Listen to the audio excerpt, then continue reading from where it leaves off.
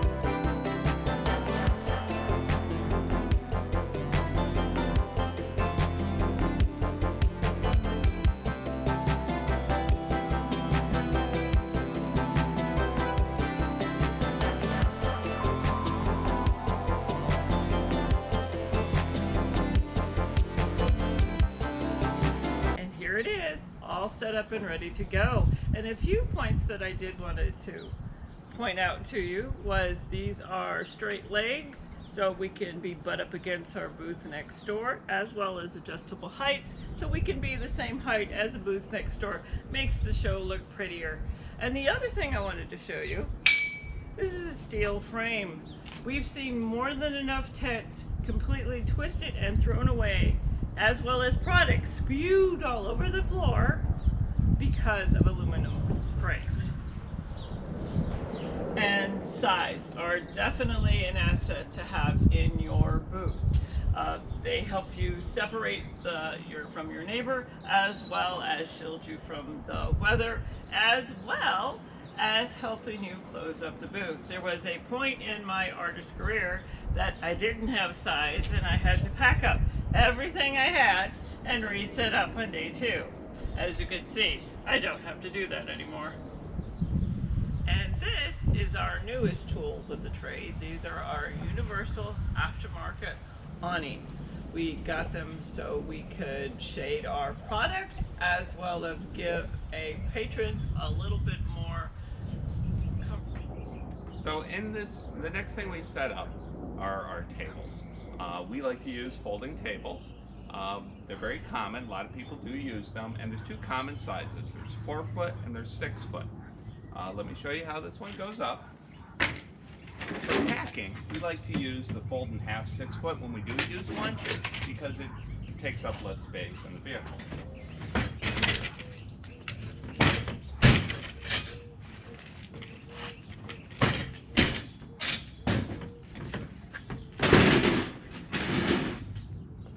However, we prefer to use the 4 foot table. The reason is that 2 4 foot tables and then one turned on its edge will completely fill one side very cleanly. This also gives us more options in how to put it up. And let me show this one set up.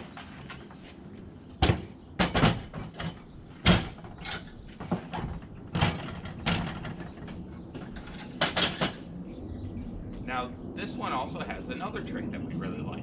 It's adjustable height. There's 3 heights it has. The first height is a coffee table height. And this is very good if you have low-line products or you're having something that fits at that level. The next height is your traditional table height.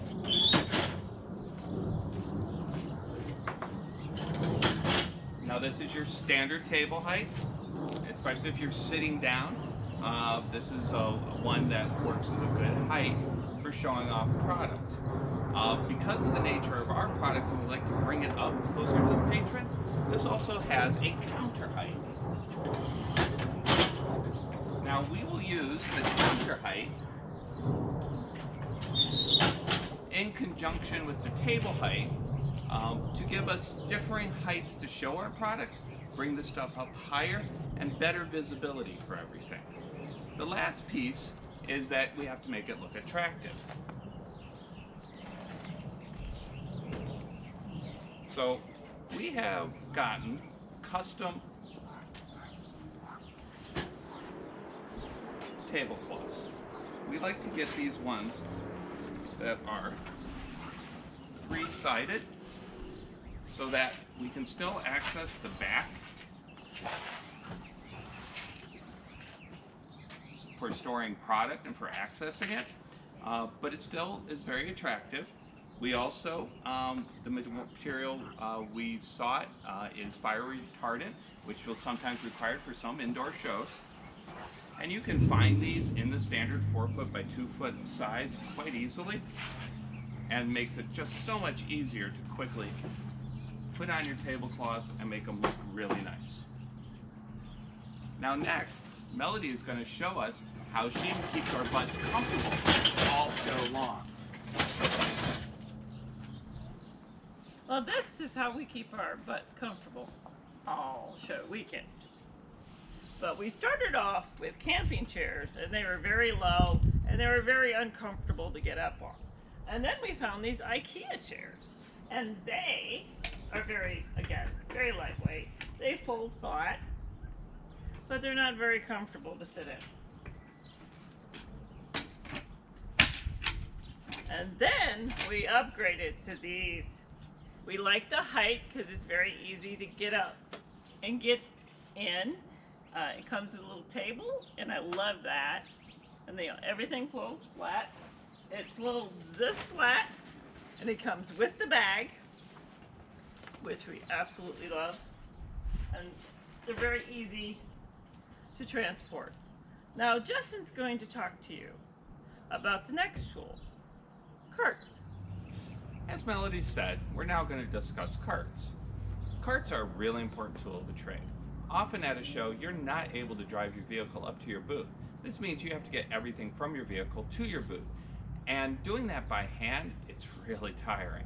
So the cart's an important aspect of this. Now, the features we look for in a cart are 2 things. Folds flat, and that it can carry a lot of product. We pack things in totes, and so being able to stack those totes a few high is very helpful, so minimize the number of trips. The first cart we had was this one called a flat form. The flat form folds fairly flat, which we really loved, and it was easy to set up. So that part met all those needs. The size wasn't quite as big as we would have preferred, but it worked. What we ran into problems is it broke down over many years of heavy use, and we had to replace it.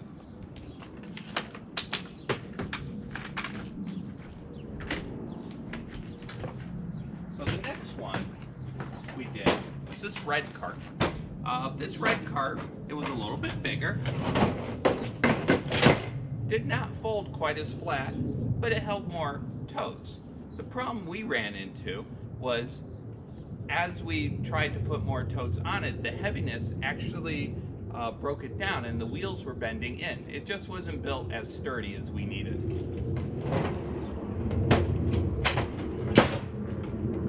So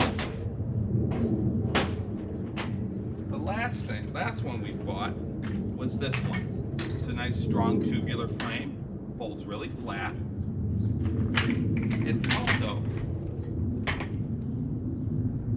It also will carry a number of totes really nice. There's another trick up its sleeve. It easily converts to a two-wheel cart. So that gives us other options like packing, like taking our tents, which normally we had to do by hand. But the main feature that's important for us is the folding flap. Now, Melody is going to show us the different totes that we then carry on these carts.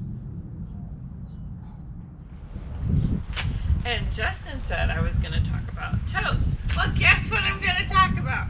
Totes. Now, this was the first tote that we used. It was big, it was bulky, it held all my things, but then I come to find out after a couple of shows that things were breaking. And it's because of the soft side of this tote. We lost. It just wasn't doing what it was doing. It was putting way too much weight in that tote. So we went to a smaller tote, but we went to a stronger tote. And the one nice thing is they kind of interlock like building blocks, so it gives it a little bit more stable when we put it in the vehicle. Now when we have smaller things, we use this smaller totes. And the big thing about totes is you have to remember how much weight you're going to put per tote, because it can just get, you can tear up the tote and tear up product. Yes, you want to take as much as possible, but you have to be careful. Now these particular totes that I bring are actually for organization of the booth. They have my light bulbs, my cords, and all the other things I need in order to run a show. Now, Justin's going to talk to you about how we get from home to a show. And this is Godzilla. This is how we get to and from shows. This is a full-size van. Now, there's a number of options to think about when picking your vehicle for taking you to and from shows. Minivan can be a good choice depending on the size of your booth and product. It has good amount of storage space. It gets decent gas mileage, and they usually aren't too expensive. Now, we started with a minivan, but as her booth size grew and the amount of product we were trying to take, we just exceeded what it could carry. So we moved up to a full-size van, and you'll see a ton of these at the show. Many times you'll see that they're white vans. We were lucky enough to find a green one, which goes with our theme of glowing green. It has great amount of storage. We can just fill this thing to the brim and hold more than enough for a 10 by 20 booth. The downside is it does not get the greatest gas mileage. If you were to look at some of the bigger Sprinter vans, those are going to get significantly better gas mileage, but they are pricey vehicles. We did buy it used, and it was really worth it, we believe. Another option is trailers. Trailers can be a good option. They give you similar advantages in the amount that you can store and carry. The downside is you need a vehicle that can tow long distances if you're doing shows out of town. You also need to think about when you're at the show what you do with the vehicle. Sometimes getting into the parking for unloading can be really challenging with a trailer, which is an advantage we find with the van, but you would have to pick your own needs. I don't recommend SUVs because they don't quite have the storage space of a van. But again, your own needs may vary. Now let's get back to Melody and we'll wrap this whole thing up. So Melody, what should be everyone's takeaway from what we showed today? So all the tools we showed you has a purpose in the booth, and each one of these tools are a good investment for you to have a better booth. So I hope everything we showed has helped you, give you some new insights and thinking onto your own setup. And I hope you like and subscribe. And if you have any comments or questions, please drop them below and we'll respond as soon as we can.